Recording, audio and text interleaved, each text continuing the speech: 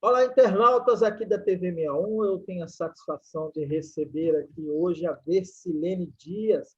A Vercilene Dias, ela é advogada, mestre em Direito Agrário pela Universidade Federal de Goiás, e ela pertence à comunidade Calunga, que é um quilombo famoso que fica ali em Cavalcante, aqui pertinho de Brasília, em Goiás. Eu vou conversar com a Vercilene sobre a questão da abolição. Nós ainda estamos no mês de maio, tivemos o 13 de maio, que é uma data que a gente não reconhece, a gente que eu me refiro, o movimento negro, as lideranças negras, as comunidades negras, as pessoas conscientes de que o 13 de maio não foi um dia da abolição, ou foi uma abolição incompleta. Vamos falar sobre isso, né? Sobre a emancipação. A luta continua pela emancipação, a luta contra o racismo continua. E vamos falar também da questão, obviamente, da questão quilombola e os direitos à terra e o território e a cultura das comunidades quilombolas. Como está você, Vercilene? Tudo bem? Tudo bem, João? É um prazer estar aqui com você nesse bate-papo maravilhoso. Como você bem disse, sou quilombola do Quilombo Calunga, fica 300, ou assim, a cidade, né, Cavalcante, fica a 300 e poucos quilômetros daqui de Brasília. Enfim, minha comunidade fica um pouco mais para frente, mais uns 130 quilômetros em estrada de terra, né, onde eu considero a minha casa, o meu lar, né. Aqui é só passageira, de passagem, em decorrência das lutas, né? E aí essas lutas que fazem a gente se deslocar, estar fora do quilombo, longe da família, dos pais, dos irmãos, daquele aconchego maravilhoso, né? Que é o quilombo, né? A coletividade no total. Enfim, é um prazer enorme estar aqui. Claro, a gente vai assim, bater um papo sobre o 13 de maio, porque acho que por muito tempo, né? Eu, enquanto estudante, ensino médio, fundamental, a gente foi colonizado com essa ideia de que, dos livros didáticos, de que a princesa Isabel trazer o dia 13 de maio como o dia da abolição da escravidão, a princesa Isabel enquanto vamos dizer assim, um ícone, a heroína da abolição da escravidão. E, na verdade, esses livros foram escritos por pessoas que contaram a história a partir do seu ponto de vista, né, a partir do ponto de vista do colonizador e não do ponto de vista dos colonizados, e invisibilizando aí a luta, né, do povo negro, do povo quilombola, do povo aquilombado, pela libertação, né, pelo fim da escravidão, né, a luta abolicionista aí, que teve parceiros, enfim, vários nomes, nessa luta, nomes jurídicos, né, defensores importantes nessa luta, né? E a gente considera que, na verdade, apesar de ser o dia da abolição formal da escravidão, ele não é um dia a ser comemorado enquanto um dia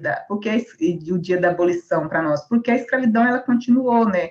Teve aquela formalidade, mas o povo negro continua a ser explorado, excluído, invisibilizado, né? Não se criou políticas, né, de inclusão, de integração do povo negro à sociedade, de possuir terra, né, de dar condições de vida para essa população negra recém-liberta, de sobreviver aí, enfim, ao fim formal dessa escravidão, né.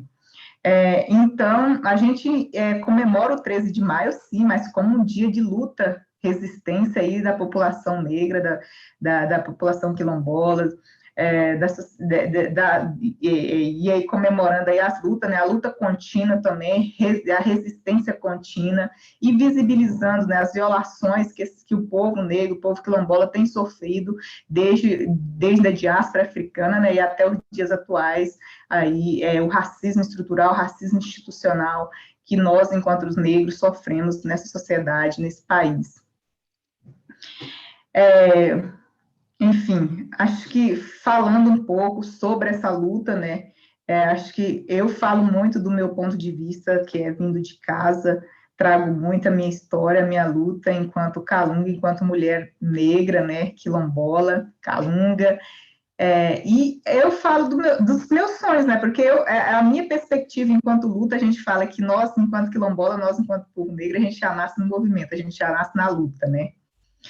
E isso foi, durante muito tempo, eu vivi em casa, fui conhecer a cidade, já tinha 11 anos, isso recentemente, né, em 2001, que eu saí da comunidade para estudar, porque eu via que na comunidade não, eu tenho, né, na verdade eu não tinha, eu tenho sonhos, né, e o sonho, naquele momento que eu sentia na comunidade era de a gente sofrendo um processo ali de expropriação, de expulsão do território, que é onde a gente viveu mais de 100 anos ali, ó, desde o fim da escravidão, nossos antepassados viveram ali naquele território, e a gente era diariamente ameaçados ali. E a minha expectativa era de sair dali, porque eu queria arrumar uma forma de contribuir, de ajudar a minha família, né, ali naquele momento, os vizinhos que viviam ali, que na verdade era tudo família, tudo tinha o mesmo vínculo sanguíneo, a mesma raiz genealógica, de ajudar a gente a permanecer naquele espaço que a gente sempre viveu, cresceu ali, vivia aquela coletividade, sem sofrer ameaça. Daí foi a partir daí que eu saí, nessa perspectiva que eu saí do território Calunga em 2001, né, e fui ganhar o mundo nessa busca incessante aí por garantia, né, na busca por direito, de garantir o direito, né, das pessoas que ali viviam no território Calunga. E cheguei até esse momento, né, acho que importante durante meu trajetório, seja na vida social, na vida, porque eu enquanto, eu sempre digo que enquanto a gente, enquanto pessoa, enquanto sociedade, a gente tem um papel fundamental, e eu durante essa minha trajetória toda tive um papel fundamental que foi não invisibilizar minha comunidade, meu povo, e sempre lutar pela garantia dos direitos deles, seja na universidade, inclusive meus projetos de pesquisa, todos os meus estudos é baseado na história do povo negro, na história do povo quilombola, e com certeza aí na luta pela terra, né? Por causa disso que eu fiz aí um mestrado em direito agrário aí, né? Um curso difícil de direito, né? Um curso totalmente elitizado quando eu ingressei na graduação em 2011, era um curso muito elitizado, pouco se via ali a diversidade, eu via a universidade, via a faculdade crescer no sentido dessa inclusão de diversidades aos 5 anos, né? Durante 5 anos, ou melhor, 8 anos que eu estive dentro da universidade, desde a graduação, passando aí por um mestrado em Direito Agrário, totalmente elitizado, né? E aí as pessoas sempre me perguntavam por que a agrária é o direito dos agraristas, do agronegócio. Eu falei assim, não, mas a gente precisa desconstruir também essa perspectiva do direito agrário e começar a pensar um direito agrário na perspectiva das populações, da garantia dos direitos dos que são vulnerabilizados, que têm seus direitos violados, né? E das pessoas que lutam pelo direito à terra, pelo espaço de produzir seu próprio alimento e de produzir para todos, né? Porque hoje, como a gente se sabe, né? A agricultura familiar é a agricultura que alimenta o Brasil, né? Além de alimentar a família ali, que produz, alimenta todos, alimenta nós brasileiros, enfim, que vive nesse país, porque o agronegócio ele produz, mas produz para exportação, né? E somos nós que sustentamos essa diversidade de alimentos, né? De produção aqui, enfim, e sem veneno, né? Perfeito. Você tocou num ponto que eu achei muito interessante, né? Até porque esses espaços universitários, sobretudo, né, infelizmente, da universidade pública, né, é muito elitizado, né? E quando se fala de direito agrário, falar na questão agrária, você contou muito bem, né? Parece que nesse país o agrário é o tal do agro, que o agro é pop, que o agro é tudo aquilo que a grande emissora de TV costuma propagar, né? E esquece que o verdadeiro alimento que chega à mesa do povo vem da agricultura familiar.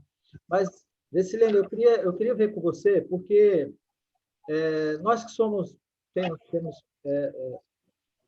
militantes do movimento negro, jornalista que acompanha a pauta, né, do movimento negro e quilombola, a gente sabe que é o Calunga, né? O Calunga é uma referência para o Brasil inteiro, em termos de quilombo, da luta, da resistência, mas Está cortando um pouco para mim. a gente está sempre cortando, mas já está tranquilo para mim aqui. E a gente tem sempre um público novo. Eu queria que você falasse um pouco mais da sua comunidade. Quantas famílias moram? Qual o tamanho do território? As lutas históricas de vocês, né? As tentativas de retirada, né, de expulsão, que sempre há, né? Enfim, faz um panorama geral do Calunga e como o Calunga está hoje na sua luta de resistência. Falar de casa nossa, é emocionante, porque acho que toda a minha história, minha perspectiva de vida foi girada em torno do estabelecer, ou seja, um contexto, ou seja, uma luta do território e garantir direitos ali de todos que vivem. O território Calunga hoje, ele se divide, vamos dizer assim, tem uma extensão de 261 e poucos mil hectares, né? É um território extenso, né? Encontra ali, engloba ali os 3 municípios, que é Cavalcante, Teresina e Monte Alegre. Só na zona, são mais de 1.000 e poucas famílias que vivem dentro do território hoje, né? A associação, a gente costuma dizer hoje que nós, enquanto associação, o Quilombo Calunga é referência em organização e gestão territorial. Então, sempre os outros quilombos parceiros, nossos companheiros de luta, também se busca referência com relação ao território Calunga, porque a gente enfim, temos ali lutado para que se torne, para que a gente, enquanto Calunga, tenha ali a gestão territorial do nosso próprio, da nossa casa, do nosso lugar de viver. E aí são mais de 1.000 e poucas famílias, e aí essas famílias se dividem ali em núcleos, né? A gente costuma dizer, a comunidade mais próxima do território Calunga, além de ser o território Calunga, vamos dizer assim, a titularização, o reconhecimento enquanto território Calunga, ele se iniciou muito antes da Constituição de 88. Ainda na de 80, ali 1985, aonde a Universidade Federal iniciou um estudo que se descobriu que a maioria das famílias, ou seja, a família todas que viviam ali, tinham um laço sanguíneo, enfim, genealógico ali, de ligação todas. Então, todas tinham o mesmo laço sanguíneo, raiz genealógica, enfim, pessoal antropologia que estuda isso tudo. Enfim, e aí foi quando se iniciou ali o reconhecimento do território Calunga. E esse reconhecimento, ele veio ainda antes da Constituição, ele veio de forma muito atravessada, no sentido de que a gente precisava garantir o direito, mas não se tinha uma estrutura legal de como se garantir isso. A estrutura que se tinha era do direito individual, da propriedade privada. E ao introduzir esse instrumento da propriedade privada, rompeu totalmente a lógica do direito ali estabelecido, da convivência ali, que é um território coletivo, né? Mas apesar de se ter regulado parte do território lá na década de 80, enquanto a propriedade é individual ali, principalmente ali no município de Monte Alegre, a comunidade continuou a usufruir do território enquanto território coletivo, né? Porque isso era a vivência de todos ali.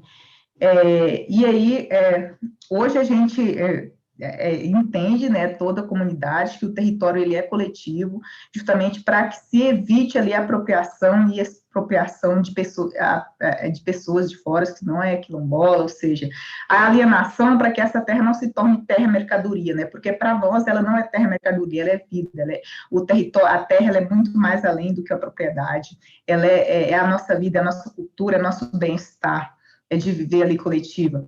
Então, nesse sentido, a comunidade mais próxima que a gente tem ali é a comunidade do Engenho, que a gente chama de capital, que é mais ou menos estruturada, tem energia, enfim, tem água encanada não tratada, porque a própria comunidade que se juntou ali, fez o próprio encanamento. As outras comunidades, muitas ainda não tem estrutura de saneamento básico, enfim, ou energia, parte do território ainda, inclusive a minha casinha, meu pai e minha mãe, não tem energia lá em casa, então a gente hoje ainda luta nessas garantias dentro do território, mas a gente tem aí a gestão do território. Hoje, se a gente for na associação, nós sabemos aonde está cada família, por nome, os membros da família, enfim. Tem aqueles que estão fora e que a gente ainda precisa se organizar com relação a isso, porque sai decorrência de estudo, trabalho, né? E a gente começou a pensar nisso a partir de agora, com relação a toda essa situação que a gente está vivendo, né? E de imunização, aí de ser o grupo quilombola ser incluído enquanto grupo prioritário no Plano Nacional de Imunização. essas pessoas que não estão no território, mas têm uma relação, as famílias vivem lá, os pais vivem lá, né, mas saíram do território por questão de estudo, de trabalho, ou de doença, né, e precisam também ser imunizados. Então, esse é um panorama, né, da gestão territorial. O território é reconhecido cultural calunga brasileiro, né, está aí incluído aí também como sítio histórico, né, e foi agora também reconhecido enquanto TICA, território de preservação, né, onde a população calunga, a gente vem trabalhado ano a ano aí na preservação do meio ambiente, na preservação da vida, né, porque é o que a gente precisa, porque tudo que está ali na natureza é o que a gente usufrui, que a gente necessita também para viver. Maravilha. Vecilene, a gente sabe que todos os territórios quilombolas do Brasil, eles sofrem com as agressões, né, as tentativas de invasão, expulsão. Tem problema. Eu acho que a maioria das áreas quilombolas do Brasil tem problemas de titulação. Como é que está essa situação do Calunga? Está resolvida a titulação? Vocês continuam sofrendo ameaça ou não? Como é que está lá?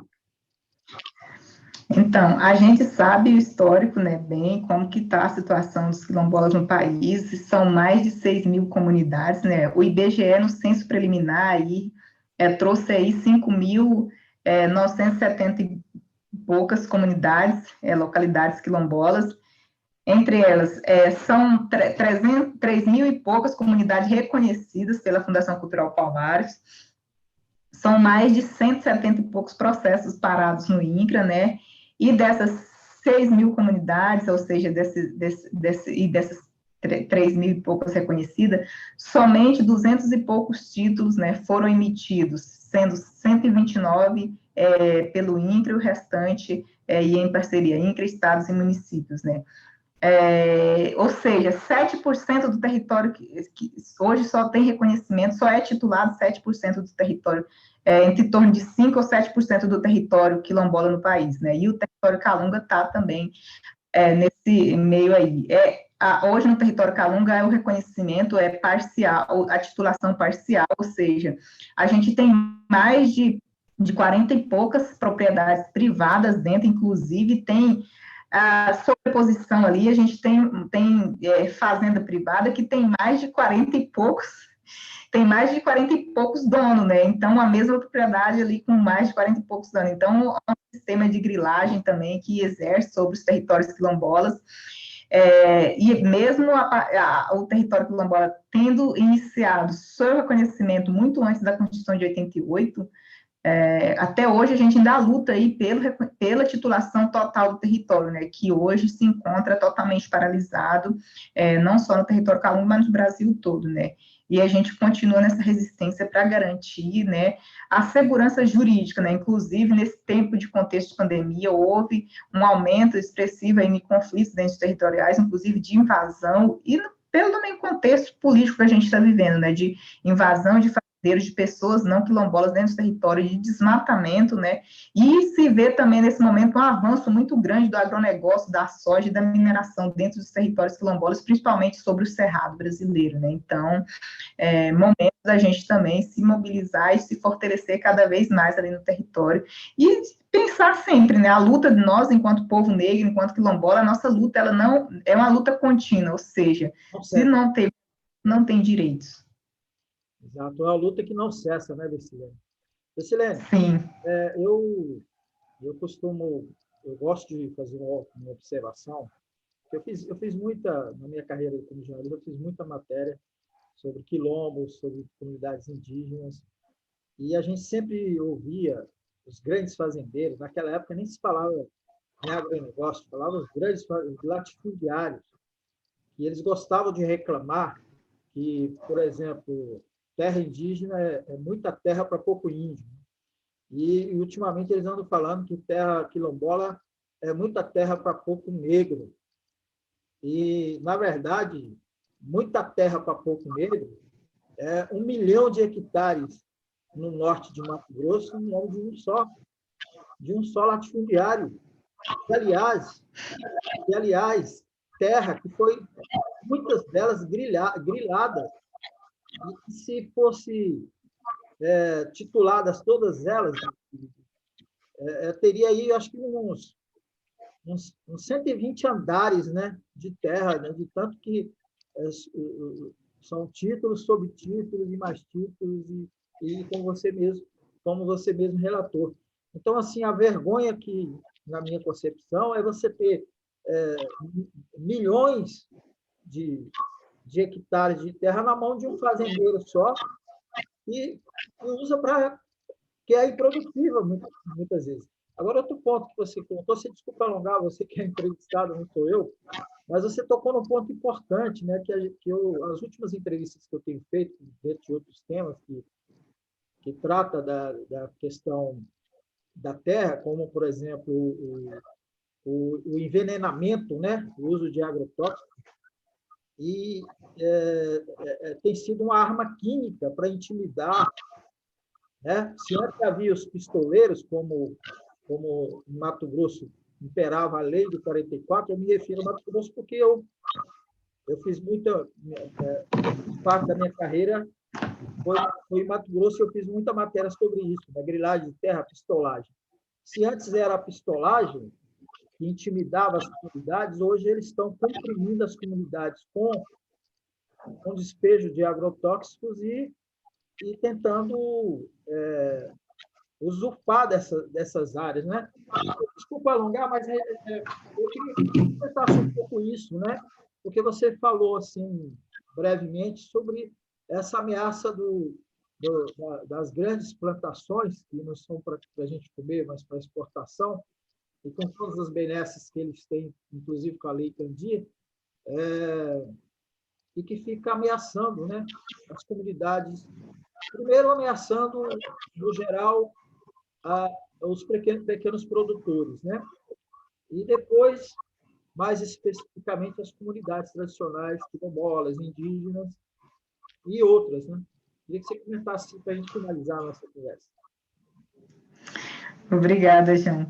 Então, ainda hoje, né, a gente se discutia sobre aqui, pelo movimento, pela CONAC, né, e juntamente outros parceiros de outros movimentos que lutam pelo direito à terra, pelo direito de produzir, se discutia a questão da Lei Geral de Licenciamento Ambiental e das leis, né, de grilagem, ou seja, das legislações de grilagem que estão aí em trâmite no Congresso, né. A gente se discutia hoje, observando os perigos que isso representa, inclusive com relação a esse avanço do agronegócio sobre os territórios quilombolas, né, e que afeta diretamente as comunidades. Aí, em Mato Grosso, recentemente, a gente teve uma situação aí do quilombo de Jejum, né, onde várias famílias foram pulverizadas, né, com veneno, ainda não se sabe qual tipo de agrotóxico foram, enfim, usado, qual tipo de veneno, mas várias famílias foram atingidas no quilombo de Jejum, a gente fez denúncia, enfim. E aí a gente se fala sobre esses avanços, porque as novas legislações dão brecha para que esse tipo de empreendimento sobre território, ou seja, que o fazendeiro declarou a terra é dele, entendeu? Sem observar quem está ali, os limitantes. Então, nesse sentido, há um avanço muito grande do agronegócio, e esse agronegócio ele não respeita a vida, não respeita as pessoas que vivem no território. Então, e principalmente o povo negro, né, os povos indígenas que lutam ali pela terra. Então, nesse sentido. E aí, utiliza-se dessa arma, né, do veneno para expulsar, ou seja, para expulsar as famílias de seus territórios, né? A gente tem vários contextos de conflitos territoriais onde o avanço de empresas, do agronegócio sobre território expropriou, ou seja, expulsou comunidades quilombolas de seus territórios e que hoje luta pelo retorno a seus territórios. A gente tem comunidade Invernada dos Negros, em Santa Catarina, a gente tem Paiol de Telha ali, que é um caso emblemático no Paraná, onde famílias quilombolas receberam o título da sua antiga, uma família de escravos receberam um título de uma propriedade de suas dona, né, ex-dona que faleceu e deixou a propriedade para eles, e eles foram expropriados dessa propriedade, e hoje eles lutam para retornar suas terras, justamente pelo agronegócio, pelo avanço, que não respeita.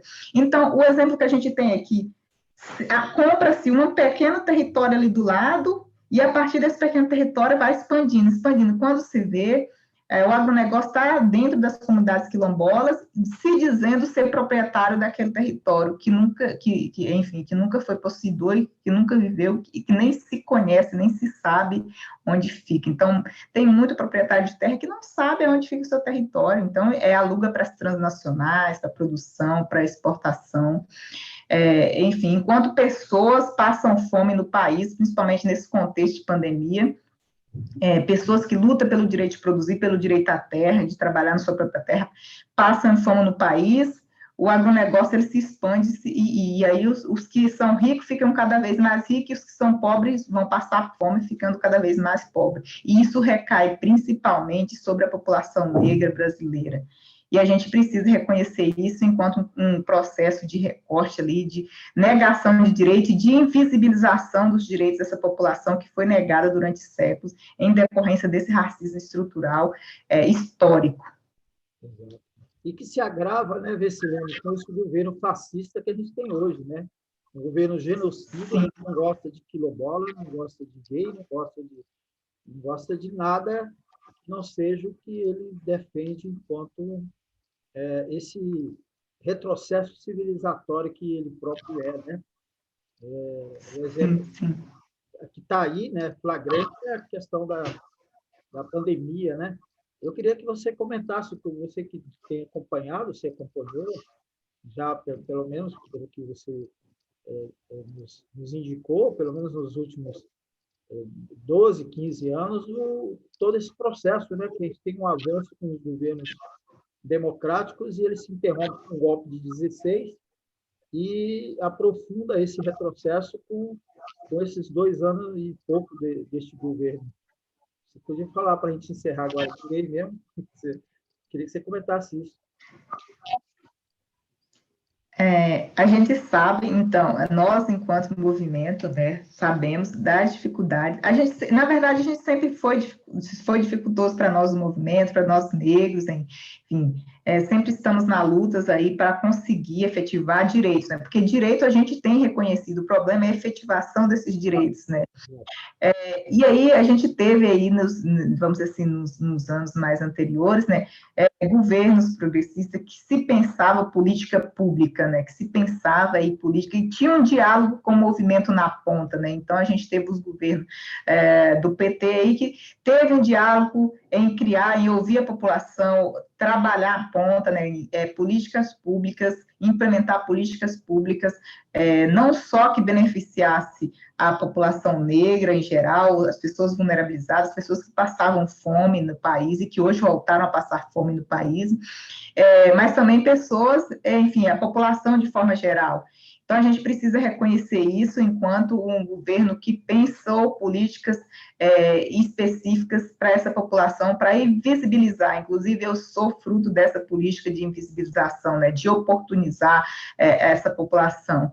E eu sou uma das primeiras, né, vamos dizer assim, sou a primeira mulher negra quilombola a cursar um curso de Direito em uma universidade pública de qualidade, sou a primeira mulher negra quilombola no Brasil, a mestre em Direito Agrário, então, sou pioneira, mas não é isso que a gente quer outros, não era isso que a gente gostaria de ter, porque a gente gostaria de ter mais pessoas quilombolas, mais pessoas negras, ocupando os espaços de poder, que são aí, vamos dizer assim, são subrepresentadas nesses espaços de poder.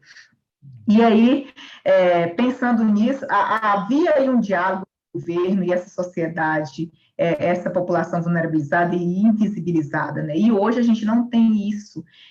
Hoje a gente se fala em democracia, mas eu não vejo isso enquanto democracia, né? Então, não há um diálogo com o governo, e nós, especificamente quilombolas, para estabelecer um diálogo com o governo, depois de muitas tentativas, inclusive, por meio de intermediação do Ministério Público, por meio da Sexta Câmara, a gente não conseguiu. Fomos até a CID para se estabelecer um diálogo, para que o governo que estabelecesse política de uma política de titulação dos territórios quilombolas, né?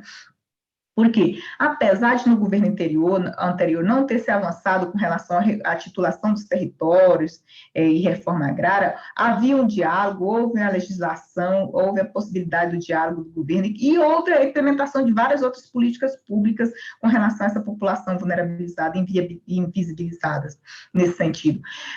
Nesse governo não há, né, perspectiva, né? Então a gente costuma dizer que ele está cumprindo o que ele prometeu, né? E foi não titulação de território quilombola, não titulação de territórios indígenas.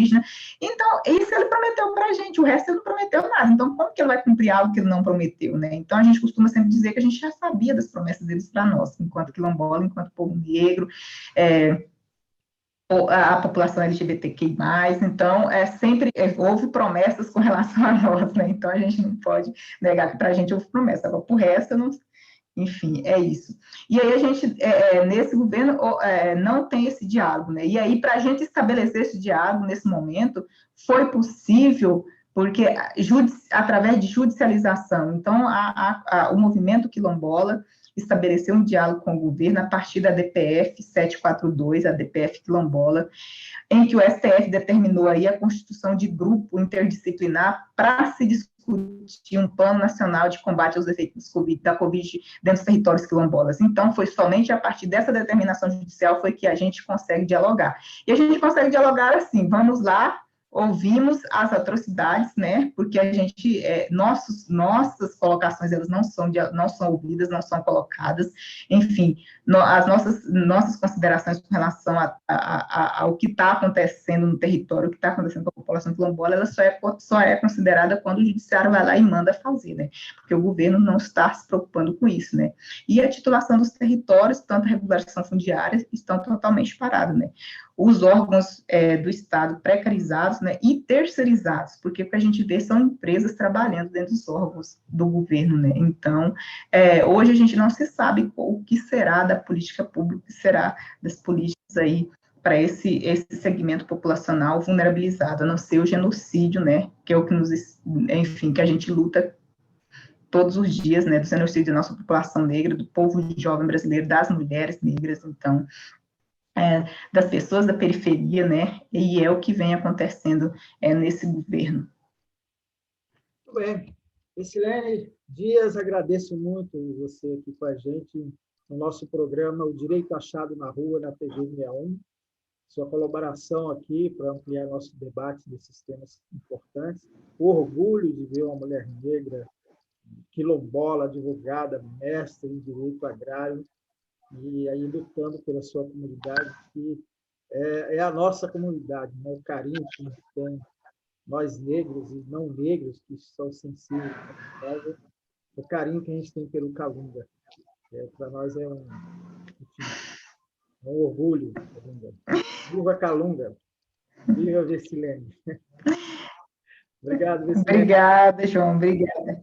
Quando você quiser, vem aqui na TV 61 para falar mais sobre a sua luta, sobre as suas pesquisas. Você está preparando para empreender uma pesquisa aí dentro do grupo de estudos Direito Achado, coordenado pelo professor José Geraldo de Souza Júnior, um grande companheiro maravilhoso de luta. Enfim, vai dar certo, hein? Com certeza, acho que é o que eu mais quero, poder, depois disso tudo, sair por aí, né? Porque acho que não tem alegria maior do que fazer aglomeração, né? Isso no Quilombo, acho que era o que importava, que importa muito, né? Inclusive a vida nos... Deu uma travadinha aqui no final. Vamos ver se ela volta. Que conheci recentemente, já ouvia falar bastante, né? Mas só recentemente conheci.